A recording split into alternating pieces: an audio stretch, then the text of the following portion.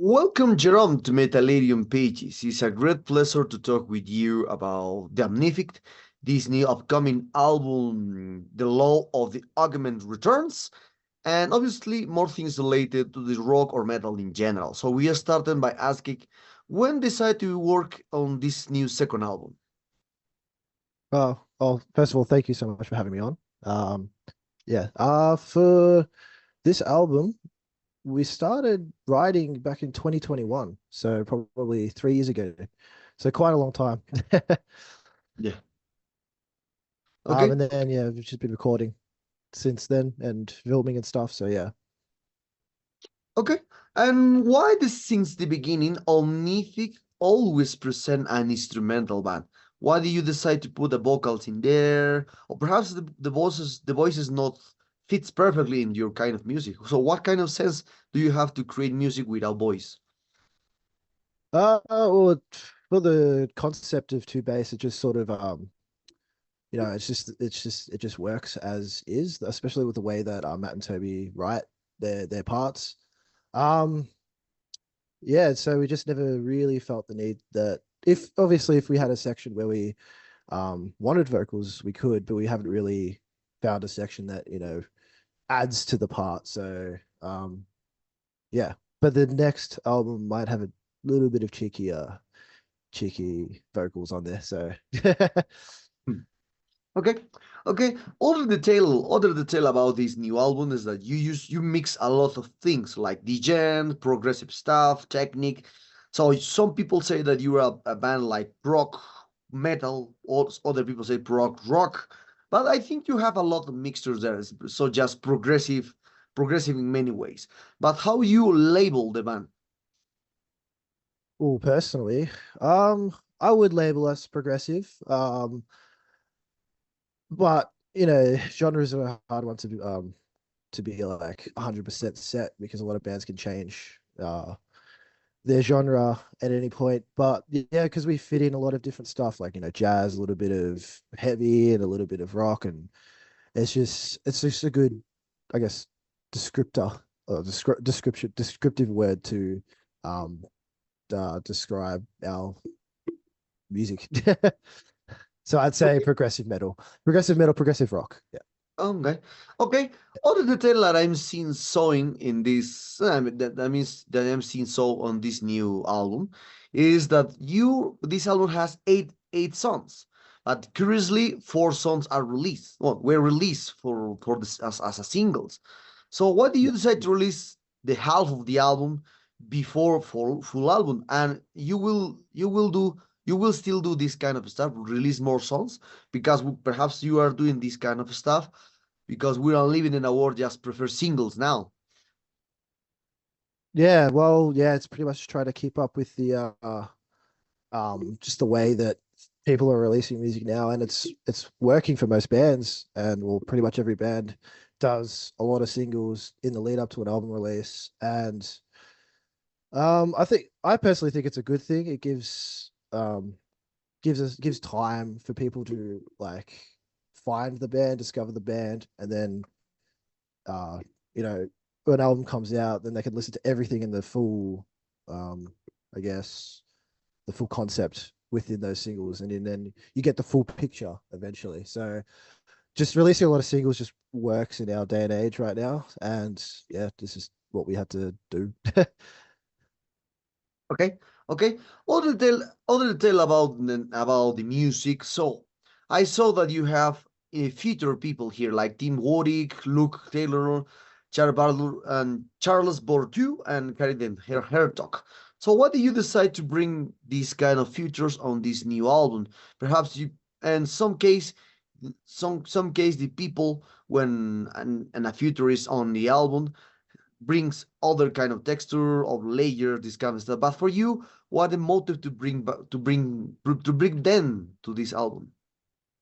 Yeah, full motivation for Kai is he filled in for us in 2022, I think it was. We did an Australian tour with Circles, and we had a section of the song that needed something extra, and we asked him to do a solo, and we already played with him live, so and he's a phenomenal bassist, so we thought it would be a perfect fit for that section. There is Charles Berthoud, who's a massive YouTuber, and we had just asked him, and he agreed, and we had a section for it. It was sort of like jazzy, the sort of stuff that he does, and yeah, it just we just asked him, and he said yes, and we're lucky enough for him to say yes because he's a phenomenal bassist, phenomenal creator, creative person. So yeah, the other two are actually vocalists. One's a vocalist of Heartline in Adelaide, and one's a YouTube. He does YouTube, which is this is Tim Wharton. He does YouTube like I don't know what you'd call it. More like you put it. It's just a lot of voices, and it's just he records all the voices and layers and stuff, and just fit perfectly for one of the sections that Matt had an idea for, and yeah. Okay, thank you very much for these aspects. And now, as you can see, this new album came in a war that have a lot of releases per day, per week. I think per end of week, per weekends we have 15, 14. I think more than 20 releases or 50 releases per week. So there's very Mm. difficult to understand or to catch up all these 50 releases per week.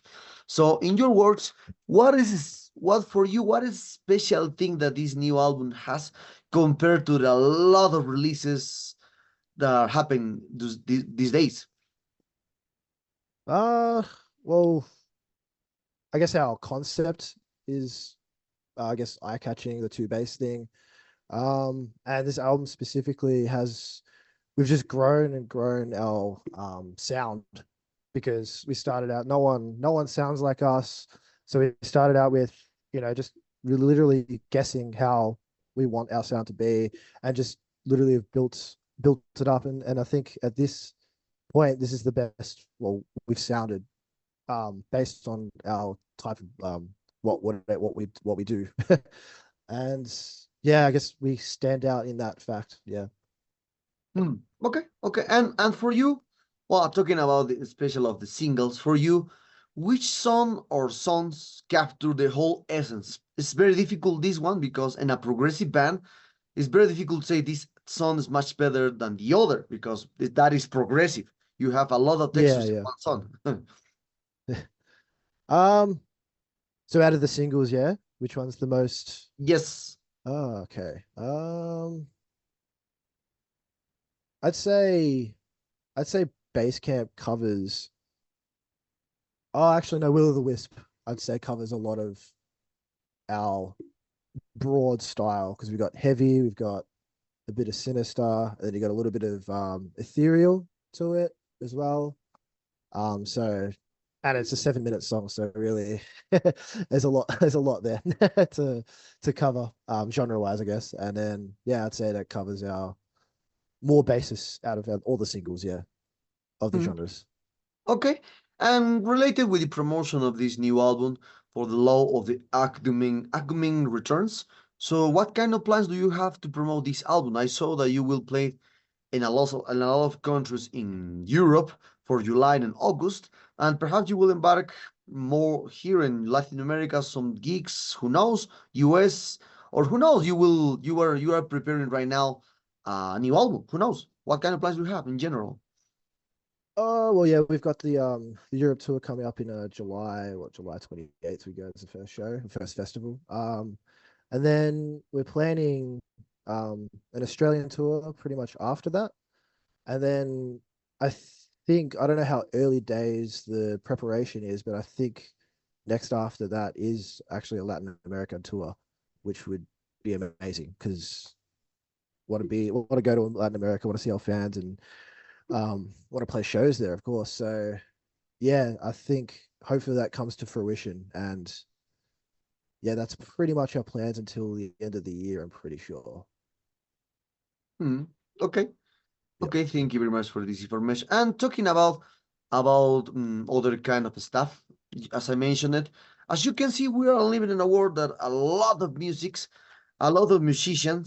has a lot of skills now because it's very different from the 80s and 90s when the people has different skills. And as you can see, there's a lot of YouTube people or guitar player, drum player, and YouTube channels that bring that's how that is the musicians are began to I don't know, play better, much better. So who knows? Who knows? It's different, this kind of us.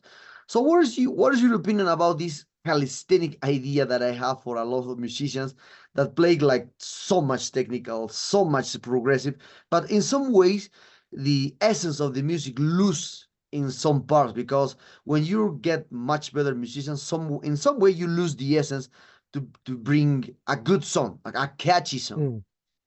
Yeah, I do agree 100%. Especially with the goal now is to create content as quickly as possible. And most of those times, you can only make short 30-second clips within that time. And songwriting does take a bit of a dip in that. Like, because no one's really thinking about the broad 4, or not 4 minute, whatever long a song is, but they're not thinking about a broad, concept. And um yeah, it's just, well, for me it's sad to see people who do have potential to be fantastic songwriters and create really, really cool content. But I want to see them actually, create full songs, full albums, follow a whole. But if they don't want to do that, it's fair enough. And if that's what they want to do, that's what they want to do. But yeah, I just yeah, it's starting to lack a little bit and becoming more about just how heavy you can go sometimes. Okay, okay. So during your career, I saw that you started with a lot three EPs, since Sonorous, Kismet, and The Mind's Eyes, and now your first album was released in 2021, Escapades, and now your second album will release it soon. So why did you decide to start a career with EPs and not directly with an album?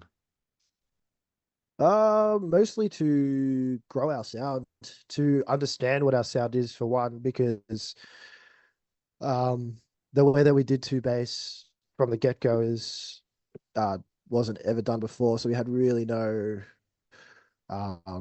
to follow other than like no rule, like, because I don't think there's any rule, like, unless it was like there's a couple bands that may have done it before, but not in the style that we do it. But we just decided EPs is just to grow our sound until we were comfortable with the fact that yes, this is our sound. We can 100% go with this and write a full album, 50-minute long, however long. And then I think, yeah, we just, since Escapades and now, we know that we can go even further and push it harder. And so yeah, we've done another album now. So yeah. Okay, okay. Other well, we are very close to this interview, Jerome. And I saw usually that Australia has a lot of good interpreters talking about the progressive metal, progressive rock. I hear a lot of bands since the 90s to now that has a lot of music. Voyager, one great band from there. Caligula's Horse, great band from there, and the list, Mm, and list continue go on. So for you, why always the bands from Australia are very related with the progressive music since the beginning? that's a good question. I don't know. I like our early influences around like 2010, I guess Carnival and Cog. They sort of had quite progressive styles to them, and they became very, very big. And that just became a sound that resonated with a lot of people in Australia and a lot of musicians here.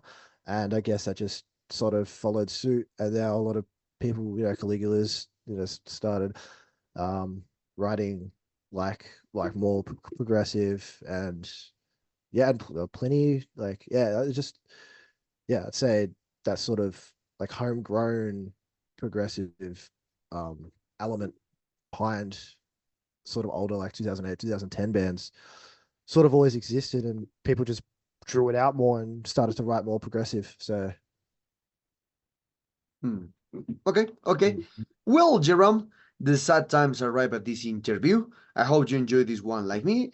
This new album's a great one, solid one. You have a lot of thank textures you. in this new one, progressive, but a lot of technique that's usually for this kind of music. So perhaps you want to add something to your Latin American fans and obviously Metallica followers. Yeah, stay bassy. Okay, And thank you very much. I will, oh, sorry, I will see all of you soon. Everyone who's a fan of our band and everyone who's tuning in at Metalarium.